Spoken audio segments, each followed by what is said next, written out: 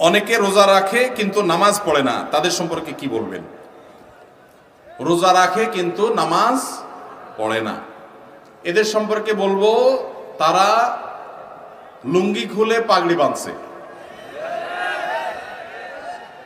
লুঙ্গি খুলে যদি কেউ পাগড়ি বাঁধে এই নিয়তে যে পাগড়ি বাঁধলে সওয়াব হবে, কিন্তু লুঙ্গি যে খুলে গেল সেটার জন্য কবিরা গুনাহ হবে, সেটার খবর তার। ঠিক একইভাবে রমজানের রোজা রাখলে সওয়াব হবে, ফরজ আদায় হবে, কিন্তু এর চাইতে বড় ফরজ হলো ৫ ওয়াক্ত নামাজ।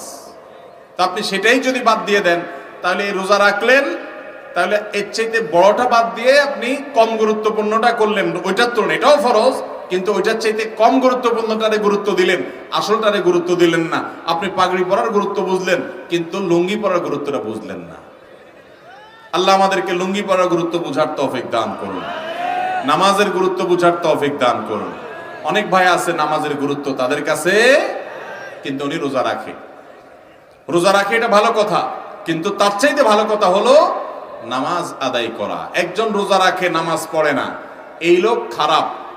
কিন্তু আরেকজন নামাজ পড়ে রোজা রাখে না, সেই লোকটা এই প্রথম লোকটার চাইতে কম খারাপ। কারণ হলো সে আসল সবচেয়ে বেশি জরুরিটা করে, নামাজটা পড়ে, রোজা রাখে না, সে খারাপ, একটা হারাম কাজ করে, ফরজ তরক করে। কিন্তু আরেকজন নামাজই পড়ে না, রোজা রাখে, এই লোকটা ওই লোকটার চাইতে অধম। আল্লাহ আমাদেরকে নামাজের গুরুত্ব বুঝার তৌফিক দান করুন।